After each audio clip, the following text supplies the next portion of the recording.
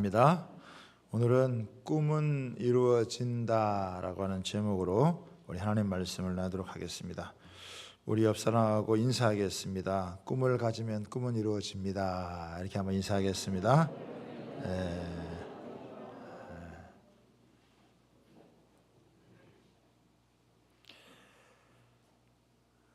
우리가 요셉 시리즈를 통해서 우리 계속해서 하나님의 은혜를 우리가 나누기를 원합니다. 하나님께서 요셉에게 꿈을 꾸게 하셨고 그 꿈이 드디어 이루어지는 장면이 이제 오늘 본문의 내용입니다. 요셉은 17세 나이에 평생 잊지 못할 꿈을 꾸었습니다. 그 꿈을 형들에게 또 아버지에게 말했다가 형들에게 미움을 사고 아버지에게 꾸지람을 들어야 했습니다. 그러나 하나님은 요셉에게 주신 꿈을 성취하도록 하기 위해서 요셉을 꿈이 이루어지는 장소로 이동을 시키셨습니다. 요셉은 13년이라고 하는 긴 세월 동안 자신의 꿈과는 완전히 정반대되는 모진 현실의 삶을 겪어야 됐습니다. 요셉이 전혀 생각하지도 못했고 상상할 수도 없었던 그런 일들이 그의 삶에서 벌어졌습니다. 형들의 미움을 받아서 웅덩이에 빠져 죽을 뻔했다가 미디안 상인들에 의해서 팔려 애굽으로 가게 되었고요. 바로의 친위 대장이었던 보디발 장군의 집에 팔려서 10년 이상 넘도록 성실하게 충직하게 일했지만 누명을 쓰고 옥에 갇히게 되었습니다. 감옥에서 관원들의 꿈을 해석해주고 그 해석대로 이루어졌지만 이 술 맡은 관원이 요셉을 잊어버림으로 인해서 2년이라는 세월을 갑갑한 감옥에서 보내야 되는, 자신의 누명을 벗고 자유하게 되는 신랄 같은 희망도 다 사라진 채 이런 참 어려운 시간을 보내야 됐습니다. 하나님께서 아무 일도 하지 않으시는 것 같은 그런 현실이었지만, 그러나 실상은 하나님께서 가장 놀랍게 역사하시는 시간이었습니다. 앞에서 보면은 보이는 것이 아무것도 없는 것처럼 보였지만 뒤를 돌아보니까 지금까지 살아왔던 모든 삶의 순간순간이 하나님께서 역사하시는 순간이었다라고 하는 것을 깊이 깨닫게 되어집니다. 꿈이 이루어질 때는 과거의 모든 삶이 새롭게 해석되어집니다. 자기가 받은 고난과 어려움이 단순한 것이 아니라 하나님의 손길과 섭리 가운데 이루어진 것이라는 것을 깨닫게 되어지는 거죠. 예레미야 29장 11절에 보면은 우리를 향한 하나님의 생각은 재앙이 아니라 평안이요 장래의 소망을 주려는 것이다. 이렇게 예레미야가 고백하고 있어요. 예레미야는 자기 민족이 바벨론 포로로 끌려가는 그런 참혹한 현실을 겪어야 되지만, 그러나 그것이 재앙이 아니라 평안이요 오히려 하나님께서 장래의 소망을 주신다, 이런 고백을 하게 되는 것입니다. 요셉의 인생의 새로운 전환점은 바로가 꿈을 꾸면서부터 시작이 되어집니다. 요셉과 전혀 상관이 없을 것 같은 바로의 꿈이 요셉과 너무나 직접적인 연관이 되어지는 것이라는 것을 우리에게 보여줘요. 바로가 꿈을 꾸는데 두 가지 꿈을 한꺼번에 겹쳐서 꾸게 되어집니다. 그 꿈의 내용은 뭐냐면 아름답고 살진 7마리 암소가 있는데 이 강가에서 올라와서 갈밭에서 풀을 평화로이 뜯고 있는데 그 뒤에 흉악하고 파리한 다른 7 암소가 나일강에서 올라와서 그 소와 함께 서더니 흉하고 파리한 소가 살진 7 소를 잡아먹는 그런 꿈을 꾸고 깨어난 것입니다. 또 한 번의 꿈을 꾸게 되어지는데 한 줄기에 무성하고 충실한 7 이삭이 나오고 그 후에 또 가늘고 동풍에 마른 7 이삭이 나오더니 충실한 7 이삭을 삼키는 그런 꿈을 꾸게 된 거예요. 바로가 아침에 꿈에 깨어서 자신의 꾼 꿈으로 말미암아서 번민을 하게 됩니다. 도대체 이게 무슨 꿈인지, 이 꿈이 무슨 의미가 있는지 그것을 생각해도 답이 없는 거예요. 번민하고 고민을 하다가 애굽의 유명한 점술가들과 현인들을 모두 불러가지고 자기 꿈을 해석해 주기를 원했는데 애굽에서는 아무도 이 바로 왕의 꿈을 해석해 줄 사람이 아무도 없는 거예요. 술 맡은 관원장이 자신이 2년 전에 감옥에 있었을 때에 꿈을 해석해 주던 요셉이 생각이 나서 바로 왕에게 자신의 2년 전에 겪은 일을 이야기하자 그때 이 바로가 요셉을 불러다 놓고 자기의 꿈을 해석해 주기를 원합니다. 바로를 앞에 앉혀놓고 내가 꿈을 꾸었는데 애굽에 있는 점술가들은 아무도 이 꿈을 해석을 해주지 못하는데 너는 꿈을 들으면은 능히 푼다는 소리를 내가 들었다. 그러니 나에게 이 꿈을 해석해 달라. 이렇게 이야기를 해요.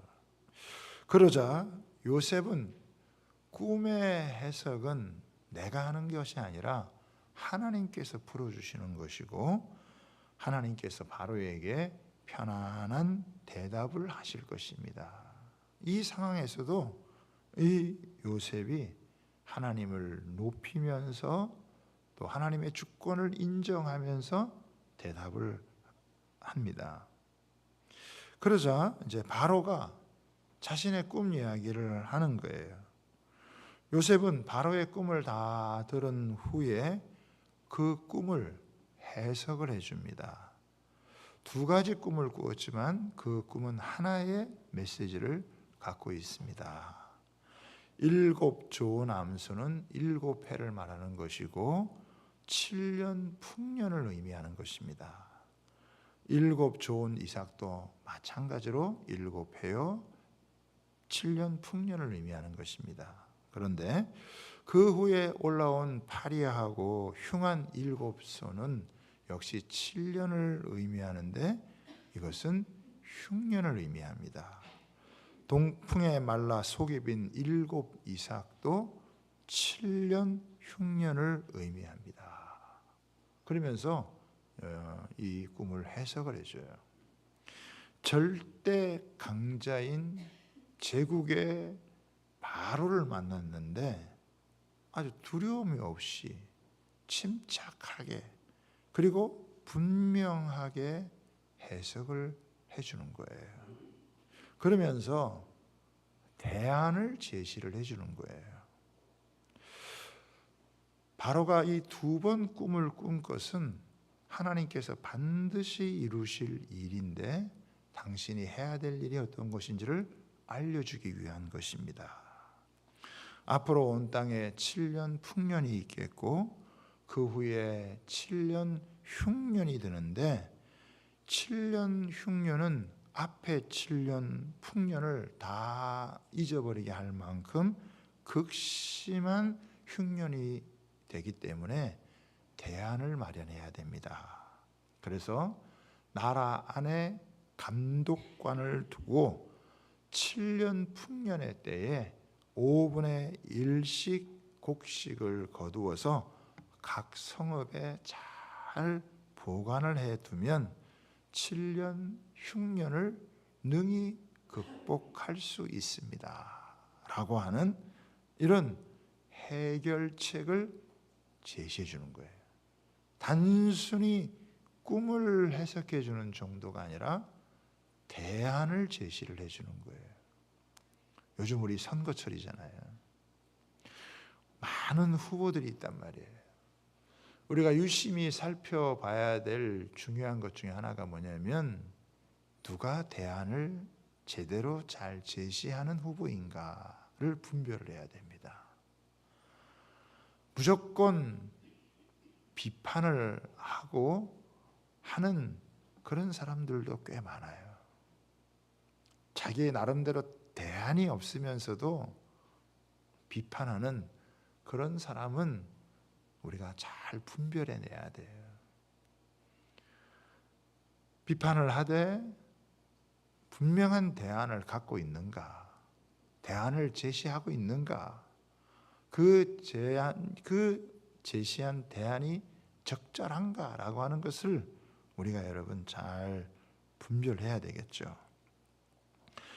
요셉은 이 요셉의 꿈 해석을 들은 바로 왕은 그 신하들과 함께 이것을 아주 좋게 여러분 여깁니다. 37절을 한번 보시죠. 바로와 그의 모든 신하가 이 일을 좋게 여긴지라. 너무나 탁월한 해석이었기 때문에 이것을 듣고 바로뿐만 아니라 그 신하들도 다 여러분 좋아했어요.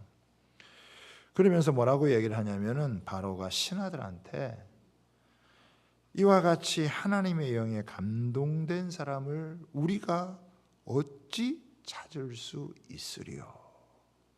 이렇게 신하들에게 칭찬을 하고 또 요셉에게는 뭐라고 이야기를 하냐면은 39절에 보면 하나님이 이 모든 것을 내게 보이셨으니 너와 같이 명철하고 지혜 있는 자가 없도다. 이렇게 이야기를 여러분 합니다. 그러면서 40절에 보면은 너는 내 집을 다스리라. 내가 너를 애굽 온 땅의 총리가 되게 하겠다. 그래서 자기 반지 인장 반지를 빼서 요셉에게 끼워주고 세마포 옷을 입히고 금사슬을 목에 걸어주고 자기에게 있는 버금술에 그를 태우고 사람들로 하여금 다 머리를 숙이게 만드는 애굽 전국의 총리로 이 요셉을 삼아준 거예요. 여러분, 이 요셉은 하루아침에 완전히 운명이 바뀌어버렸어요. 그동안 감옥에서 2년 동안 어떻게 보면 좀 썩고 있었는데 바로를 만난 이날 완전히 수직 상승을 해서 제국의 제2인자로 등극을 하게 되어지는 정말 상상도 못할 그런 일들이 지금 여러분 벌어진 것입니다. 요셉은 바로를 딱 한 번 만난 거예요. 처음 만난 거예요. 그리고 꿈을 해석해 주었고 또 그 꿈 후색 그 꿈대로 이루어지는 검증의 절차를 아직 거치지 않았단 말이에요. 그럼에도 불구하고 그런 거 다 생략하고 그날로 그를 애굽의 총리가 되게 해서 전국을 다스리게 하는 작은 나라가 아니에요. 당시 애굽은 대제국을 이루는 그런 어마어마한 막강한 초강국인데 그 나라의 총리로, 그것도 나이가 30인데 30살의 나이에 여러분 그 자리에 가는 거예요. 참 대단하지 않을 수가 없어요. 여러분 시의원 하는 것도 쉽지 않아요. 시장 해가지고 당선되는 것도 쉬운 일이 아닙니다. 조그만 나라에 조그만 도시에 시장, 도지사, 국회의원, 대통령 되는 것도요 쉬운 일이 아니에요. 하루아침에 이런 거 다 생략하고 대제국의 총리가 딱 된다라고 하는 거, 이거 참 기가 막힌 인생의 대역전이요 인생의 대반전이다라고 할 수 있는 것이죠. 하루아침에 정말 모든 게 변해버린 그런 여러분 모습입니다. 그래서 결혼까지 하고 또 나중에는 자식을 낳게 되어지는 이런 모습인데, 오늘 이 본문을 가지고 우리가 한 3가지 정도 하나님의 우리에게 주시는 메시지를 한번 찾아보기를 원합니다. 첫 번째는 뭐냐면, 하나님은 인간이 일할 수 없는 영역에서도 놀랍게 일하신다고 하는 것을 보여주세요. 하나님께서 전능하신 이유는 뭐냐면 인간이 일할 수 없는 영역에 하나님은 일하신다는 거예요. 사람이 밤에 잠을 잘 때 꿈을 꾼다는 것은 인간의 그 컨트롤 할 수 있는 영역의 밖에 속한 일입니다. 여러분 밤에 잠을 잘 때 내가 무슨 꿈을 꿀지 그거 우리가 선택할 수 있습니까?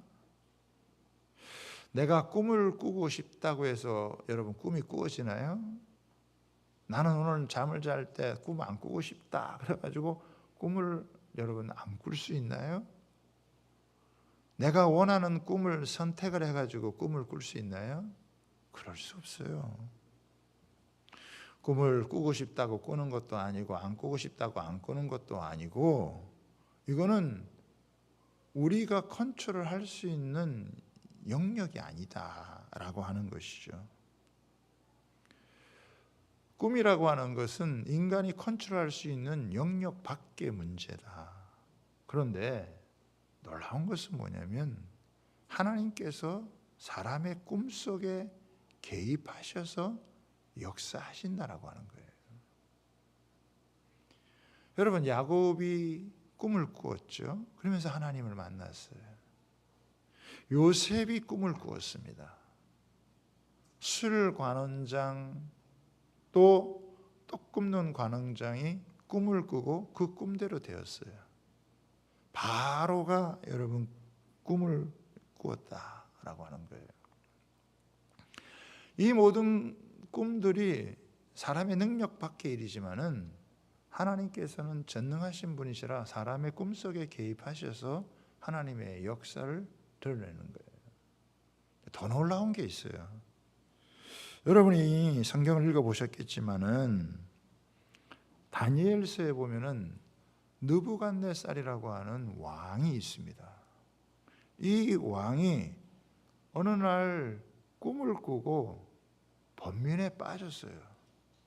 그리고 자기 나라에 있는 모든 박수들, 술객, 점쟁이, 또 술사들 다 불러다 모아놓고 내가 꿈을 꾸었는데 내가 무슨 꿈을 꾸었는지 그것을 알아맞히고 그리고 그 꿈을 해석을 해라. 만약에 그렇게 하지 않으면 내가 너희들 다 죽여버리겠다. 그렇게 엄포를 놓은 거예요. 그러니까 거기에 있던 박수나 술객과 점쟁이 술사들이 아니 왕이시여, 당신이 꾸신 꿈을 우리에게 말씀을 해주셔야 우리가 그래도 그 꿈을 해석을 해드리지, 아니 무슨 꿈을 꾸었는지 말도 안 해주시고 우리 보고 그 꿈을 알아맞히러 간다면 세상에 어떤 사람이 그 사람이 무슨 꿈을 꾸었는지를 알고 그 꿈을 해석을 해주겠습니까? 이렇게 항변을 하니까 이 느부갓네살이 쓸데없는 얘기 다 치우고 내가 꾼 꿈이 무슨 꿈을 꿨는지 알아맞히고 그 꿈을 해석해라. 이렇게 그냥 강력하게 밀어붙이는 거예요. 여러분 생각을 해보세요. 아니 저 사람이 지난밤에 무슨 꿈을 꾸었는지 그걸 어떻게 알겠어요? 왕이 무슨 꿈을 꿨는지 그거를 무슨 수로 여러분 알 수 있겠냐는 거예요. 그런데 다니엘이 위기에 처하자 걱정하지 마시라고, 나를 왕 앞에 인도해 주면 내가 왕이 꾼 꿈이 무슨 꿈을 꿨는지를 알려주고 그 꿈을 해석하리이다. 놀랍지 않아요 여러분? 인간의 영역을 완전히 초월한 이 꿈을 통해서 하나님은 하나님의 놀라운 역사를 펼치시는 거예요. 인간에게 불가능한 일이, 인간이 도저히 접근할 수 없는 그 영역에서도 하나님은요 역사하시는 분이에요.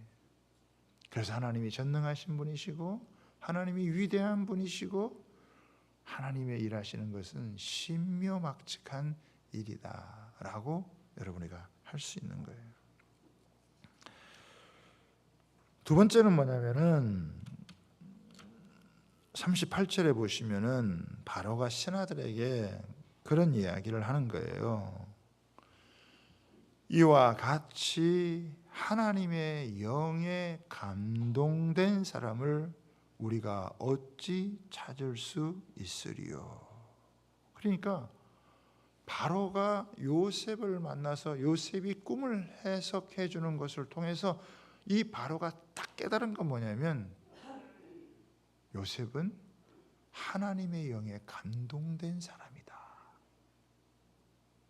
라고 하는 거예요. 하나님의 영에 사로잡힌 사람, 하나님의 영이 그 속에 가득한 사람, 그거를 바로가 알고 그것을 인정을 하는 거예요. 여러분 사실 보면 제가 조금 아까도 말씀드렸지만 요셉은 계속 억울한 일, 답답한 일, 힘들고 어려운 상황을 계속 만난 거예요. 어떻게 이렇게 어려운 상황을 계속 만나는 사람이 하나님의 영에 감동된 사람이 될 수 있을까? 이게 중요한 관건이잖아요. 여러분은 어떻게 여러분 생각하세요?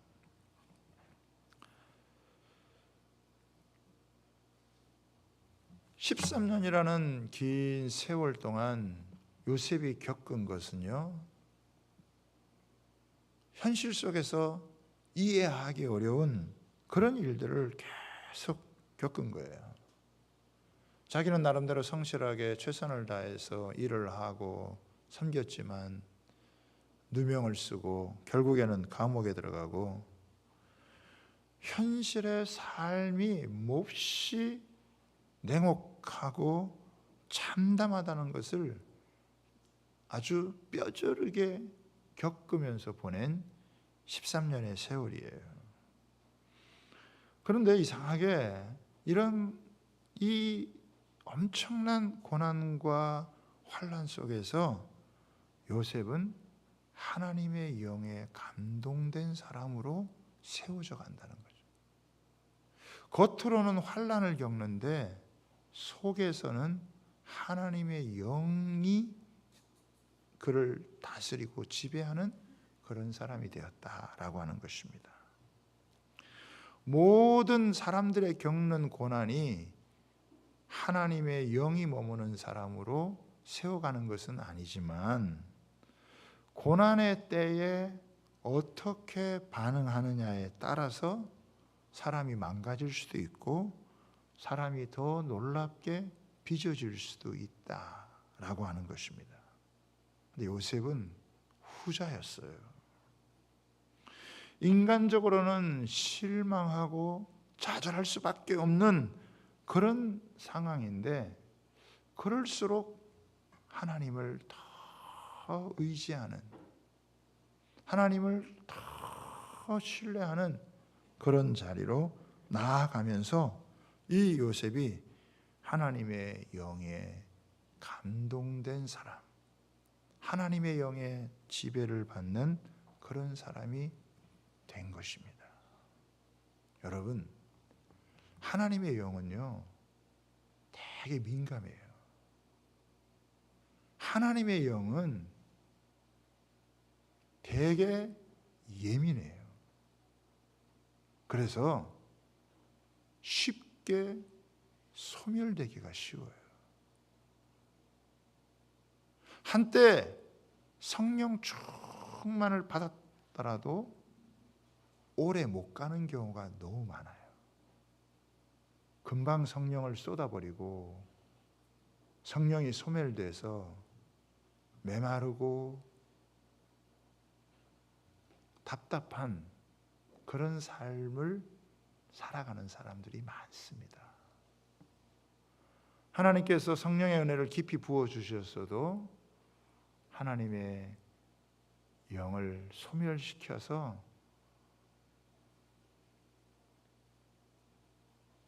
메마른 신앙생활하는 사람도 꽤 많거든요. 그런데 이 요셉이 어떻게 이런 고난의 시간, 답답한 현실, 배신당하는 것 같은 그런 상황 속에서 어떻게 이것을 유지할 수 있었을까? 배척과 고통과 굴욕과 실망을 당하는 그런 상황 속에서 이 요셉이 풀무불과 같은 단련 속에서 아주 단련된 하나님의 사람으로 세워졌다는 것을 볼 수 있어요. 여러분, 불평 한번 잘못해 보세요. 성령의 은혜가 사라져 버려요. 원망하는 삶을 살아보세요. 성령이 소멸돼 버려요. 적당히 거짓말하면서 위기를 넘겨보세요. 성령께서 역사하지 않으세요. 기도를 놓쳐보세요. 말씀을 여러분 잃어버려 보세요. 성령의 감동이 없어요. 성령의 역사하심이 여러분 느껴지지 않아요. 그런데 요셉이 바로 앞에 서서 꿈을 딱 해석해 주었을 때 하나님을 믿지 않는 바로도 확 느낄 수 있었던 한 가지는 뭐냐면 이 사람은 하나님의 영에 감동된 사람이다 라고 하는 거예요. 하나님의 영에 감동이 되어지니까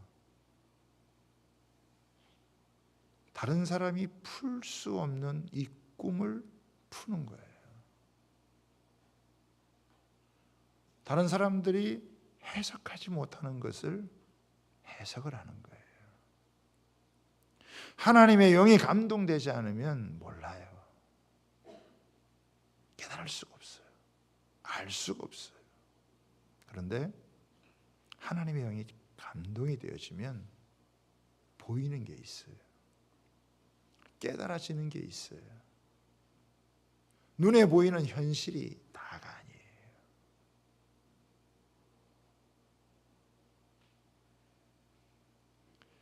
고린도전서 2장 9절에 보면은 이런 말씀이 나와요. 하나님이 자기를 사랑하는 자를 위하여 예비하신 모든 것은 눈으로 보지 못하고 귀로 듣지 못하고 사람의 마음으로 생각지도 못하였다 함과 같으니라. 분명히 하나님께서 자기를 사랑하는 자를 위해서 모든 것을 예비하셨는데 문제는 뭐냐면 그걸 못 보는 거예요. 그걸 깨닫지 못하는 거예요. 생각조차 못하는 거예요. 그런데 이것을 알게 하시는 분, 이걸 깨닫게 하시는 분, 이거를 보게 하시는 분인데 그분이 바로 성령님이라는 거예요. 오직 하나님의 성령으로 이것을 우리에게 보이셨으니 성령은 모든 것 곧 하나님의 깊은 것까지 통달하시느니라. 그러니까 요셉이 그 13년 동안의 긴 그 고난의 시간을 겪으면서 환난도 겪고 억울한 일도 겪으면서 지금은 감옥 속에서 수종드는 그런 처지지만은 그러나 그의 속사람은 계속해서 인간적인 실망을 거듭할수록 하나님 한 분만을 믿을 수밖에 없다는 것을 인정을 하면서 하나님의 영이 그를 사로잡는 거예요.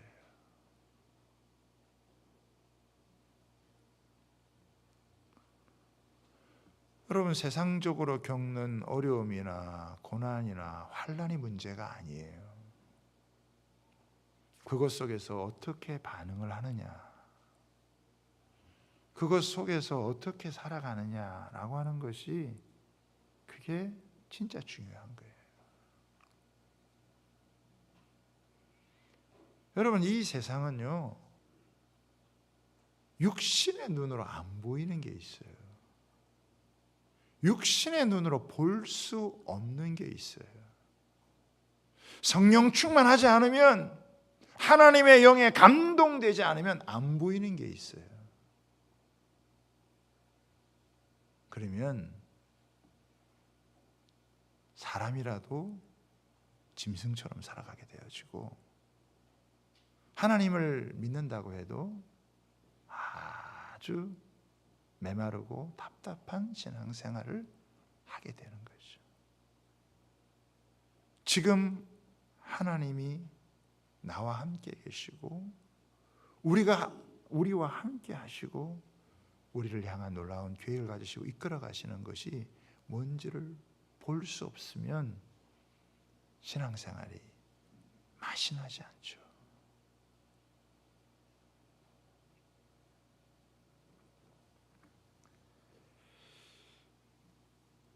다른 사람들이 보지 못하는 것을 보고 다른 사람들이 깨닫지 못하는 것을 깨닫는 것은요, 하나님의 백성의 특권이고 축복이에요. 우리가 이 땅에서 하나님을 섬기면서 우리가 깨닫는 게 이 땅 가운데 역사하고 계시는 하나님의 섭리의 손길이에요. 여러분, 이 세상은 자연의 법칙이라는 게 있어요. 자연의 법칙은 아침이 되고 저녁이 되고 봄이 되고 가을이 되고 여름이 되고 계절이 바뀌는 거예요. 봄, 여름, 가을, 겨울, 아침이 되고 낮이 되고 저녁이 되어지는 이런 순환의 원리가 자연의 법칙을 따라서 이렇게 흘러가요. 그런데 그런 법칙만 있는 게 아니라 이 땅에는 하나님의 영의 법칙이 있는 거예요. 창세기 1장 2절에 보면은 흑암이 가득하고 혼돈하고 공허한 속에서 하나님께서 하나님의 영이 그를 둘러싸고 하나님의 창조의 역사를 펼치시잖아요. 그러니까 하나님은 이 하나님의 사람들에게 하나님의 영을 허락해 주셔서 육신의 눈으로 알 수 없는 것을 보게 하시고 깨닫게 하시고 거기에 사로잡혀 살아가는 거예요. 공부를 좀 한다고 아는 게 아니에요. 인생을 좀 살았다고 해서 경험을 해서 아는 것도 아니에요. 하나님의 영이 보여주는 게 있는 거예요. 바로는 그걸 느낀 거예요. 이 사람은 하나님의 영에 감동된 사람이구나. 그 하나님의 영에 감동된 사람의 이야기를 들으니까 모든 의문이 풀리게 되어지고 그가 하는 모든 대안이 신뢰가 되어져서 요셉에게 모든 것을 맡기는 거예요. 사랑하는 여러분, 저와 여러분이 이 땅을 살아가면서 하나님의 말씀을 주목하고 기도에 힘써야 될 이유가 있다면 그것은 하나님의 영에 감동되어 세상 사람들이 보지 못하는 것을 보고 세상 사람들이 풀지 못하는 문제를 풀기 위한 것인 것을 믿으시기를 바랍니다. 안타까운 것은 너무 많은 사람들이 육신에 사로잡혀서 하나님의 영을, 성령을 소멸하고 비참한 신앙생활을 거지처럼 하고 살아간다는 거예요. 그러면서도 그런 자신의 형편을 모르고 살아가는 그런 모습이 있다는 거예요. 하나님은 요셉을 통해 우리에게 보여주는 거예요. 하나님의 영에 사로잡히면, 하나님의 영에 감동이 되어지면 그 사람을 통해서 어떤 일이 벌어지는지, 어떤 일이 있을 수 있는지 우리에게 알려주는 거예요.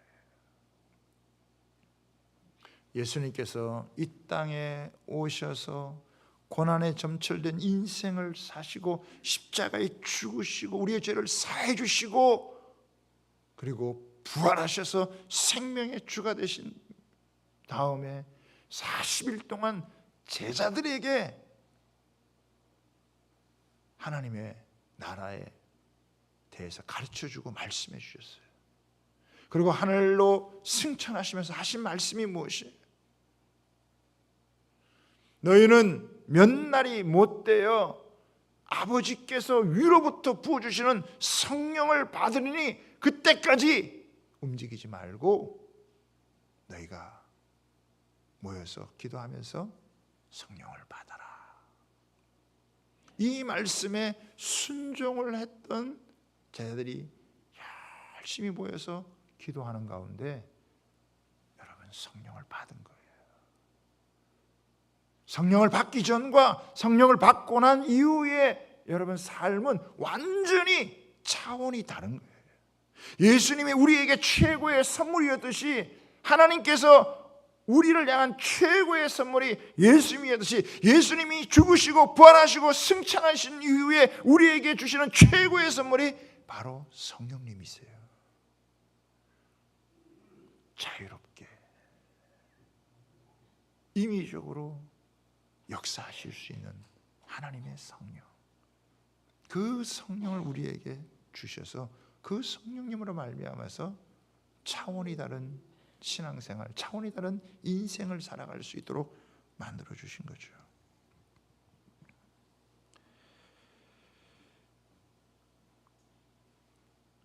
그래서 우리가요 신앙생활 하면서 고난이 오고 시련이 올 때도 내 뜻대로 내 생각으로 안 될 때도 우리가 그것을 확 쏟아내지 않고 참고 인내하고 기다리고 말씀을 붙들고 기도하는 이유는 하나님의 영에 사로잡히기 위해서 그러는 거예요.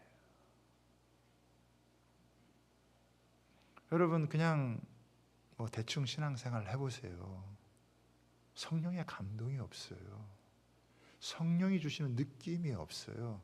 그냥 자기 이성적으로 생각하는 그냥 지식, 판단 그런 걸로 그냥 신앙생활, 그게 자기가 잘했다고 여러분 생각하지만 결코 그렇지 않아요. 바리새인보다 철저하게 신앙생활하는 사람이 있습니까? 사두개인처럼 여러분 그렇게 신앙하고 서기관처럼 하는 사람들이 있어요. 그러나 그들에겐 성령의 감동이 없었어요. 그러니까 회칠한 무덤이 되는 거예요. 겉은 번지런한데 속은 썩어 문드러져 있는 거예요. 돈 욕심 많고 탐욕적이고 음란하고 그런 게 가득한, 예수님이 볼 때는 그 속이 썩은 그런 인간으로 취급을 하는 거예요. 자기는 깨끗하다고 생각하고 자기는 괜찮다라고 생각해도 하나님 보시기에는 너무 역겨운 자들이었다는 거죠. 그런데 하나님의 영이 그 가운데 임하면 그 더러운 생각, 그 모든 잘못된 것들을 고치고 치료하고 회복해야 하고, 그래서 그 안에 하나님의 영이 가득 찬 사람이 되어지니까 보이기 시작한 거예요. 꿈을 들어도 해석이 가능하고 그 속에서 어떻게 해야 될지 대안이 생기는 그런 일들이 생기는 거예요. 사랑하는 여러분, 기회를 달라고 기도하기 전에 기회가 왔을 때 준비된 사람이 되게 해달라고 기도하셔야 돼요. 그래서 기도와 함께 말씀과 함께 매일 준비하는 것입니다. 기회가 왔을 때 기회를 잡으면 눈부신 열매를 맺게 되어지지만 기회가 온 줄도 모르고 기회를 잡을 줄도 모르면 그냥 모든 것이 사라져 버리는 것입니다. 인생의 신비는 뭐냐면 가장 밝은 날이 오기 전에 가장 어둡다는 거예요. 성공의 정상에 오르기 전에 가장 어두운 골짜기를 지나가야 된다는 거예요. 부활의 영광을 누리기 전에 십자가를 지었던 주님처럼 꿈의 성취를 이루기 전에 가장 어려운 시간을 보내야 된다는 거예요. 그래서 이 어려운 시간을 잘 보내는 게 너무나 중요해요. 코로나를 겪지만 어려운 순간이 왔지만, 그러나 이 순간이, 이 때가 하나님 앞에서 나를 준비해야 될 때다. 이렇게 사는 사람하고 그냥 어려울 때 어려움에 휩쓸려서 살아가는 사람하고는 미래를 맞이하는 삶의 모습이 다르지 않겠어요? 하나님께서 사용하시는 인물들은요, 어려움 속에서 빚어진 사람들이에요. 하나님은 사람을 어두움 속에서 만들어 가세요. 시련 없이, 고난 없이, 문제 없이 그냥 잘 되게 하지 않으세요. 반드시 생각지 못한 어려움도 겪고 인생의 시련도 만나는데 그 속에서 원망이나 불평하거나 하나님을 밀어내고 낙심하며 살지 않고, 어려우면 어려울수록 더 하나님 의지하고 하나님밖에 없다는 것을 고백하고, 사람을 향해 가졌던 기대, 세상을 향해 가졌던 소망들을 다 내려놓고 하나님만 바라보는 그 시간을 통해서 하나님의 영이 그 사람 속에 머물러 그 사람으로 하여금 세상 사람들이 보지 못하는 것을 보게 하고 하나님 주신 꿈을 갖고 살아가게 하시는 거예요. 우리가 어려운 때를 살고 있잖아요. 그러나 어려운 게 다가 아니에요. 오히려 이런 시간이 하나님을 깊이 만나는 세상의 소망을 거두고 주님의 영에 사로잡힐 수 있는 축복된 시간이라는 것을 기억하시기를 바랍니다. 마지막으로 요셉은 성공의 자리에서 머물지 않고 자신에게 주어진 성공을 섬김의 자리로, 섬김의 기회로 사용한다는 것입니다. 45절 마지막에 보겠습니다. 요셉이 나가 애굽 온 땅을 순찰하니라. 여러분, 애굽의 총리가 되어졌는데 그때부터 온 땅을 순찰하면서 이 풍년을 잘 관리해서 흉년의 때를 대비하는 거예요. 하나님께서 요셉을 성공하게 하시고 요셉을 애굽의 제2인자로 마련했지만 그때 자만하지 않고 그때 교만하지 않고 자기에게 주어진 이 자리를 다른 사람을 향한 섬김의 자리로 승화시켜 나아가는 거예요. 그럴 때 그가 얻은 지위가 계속 유지가 되는 거예요. 우리가 정치 현실을 보잖아요. 조금 괜찮아졌다, 조금 자리를 얻었다 그러면 얼마나 자만하는지, 얼마나 교만한지, 그래서 그 자리를 바뀌게 되어지는 그런 일들 겪는다는 거죠. 하나님이 저와 여러분을 직분자로 세워주셨어요. 내가 너를 축복하면, 내가 너에게 부를 주면, 내가 너에게 지위를 주면 너 그것으로 뭐 할래? 하나님이 우리에게 지위를 주셨으면 그 지위를 가지고 뭘 하겠습니까?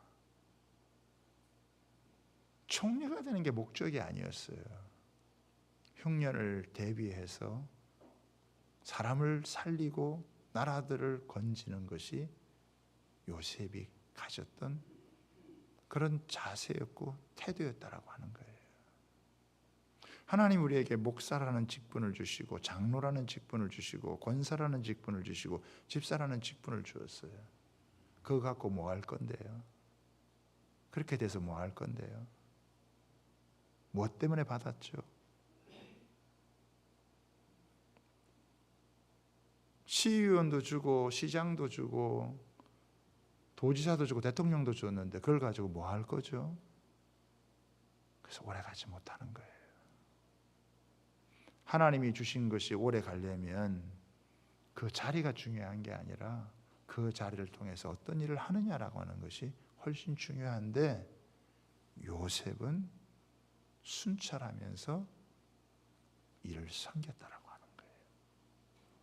이게 요셉이 뛰어난 것이고 우리가 배워야 될, 우리에게 주는 중요한 영적 교훈이라는 것을 다시 한번 우리가 마음에 새기고 하나님 앞에 나아갈 수 있는 저와 여러분 다 되시기를 주님의 이름으로 부탁을 드립니다. 우리 시간 같이